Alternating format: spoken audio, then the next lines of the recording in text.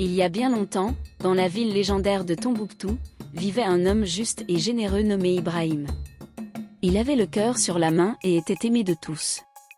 Un jour, un collègue de travail vint le voir dans la détresse. C'est ici que notre histoire commence. Ibrahim, je suis dans une situation difficile. J'ai des dettes et je ne sais plus vers qui me tourner. Pourrais-tu me prêter un peu d'argent? Je te promets de te rembourser dès que je reçois mon salaire à la fin du mois. Ne t'inquiète pas, mon frère. Je t'aiderai. La vie est dure pour chacun de nous, mais l'entraide est ce qui nous rend plus forts. Ibrahim, toujours généreux, tendit la main à son collègue en difficulté, sans se douter que cette dette pèserait sur leur vie à tous deux. Mon frère, le mois est passé. As-tu pu rassembler l'argent comme convenu? Ibrahim, je suis désolé. J'ai eu des imprévus. Je te rembourserai la semaine prochaine, promis. Mais la semaine suivante, puis encore la suivante, les excuses continuèrent, et la dette ne fut jamais remboursée. Les années passèrent et Ibrahim tomba gravement malade. Il s'en remit à Dieu, sans jamais récupérer l'argent qu'on lui devait. Le jour de son décès, toute la ville fut plongée dans la tristesse. Ibrahim est mort. Maintenant, je n'ai plus à m'inquiéter pour cette dette.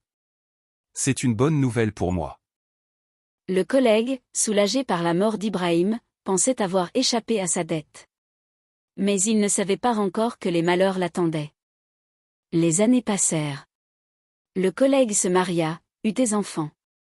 Mais sa vie fut remplie de malheurs, maladies, disputes familiales, problèmes financiers. Rien ne semblait aller. Il ne comprenait pas pourquoi le destin s'acharnait contre lui. Celui qui ne rembourse pas sa dette ne trouvera jamais la paix. Si tu veux vivre en paix, rends cet argent à ma famille, ou fais-en une aumône aux pauvres. Ibrahim, c'était lui. Mais il est mort, que dois-je faire?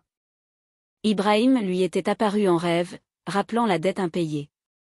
Le collègue comprit alors que tout le malheur qui l'entourait venait de sa trahison.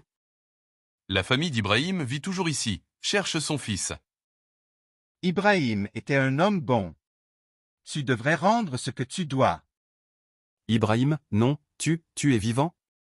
Je suis son fils. Mon père m'a parlé de cette dette. Il m'a dit que si quelqu'un venait te réclamer cette somme, tu devrais la donner aux pauvres.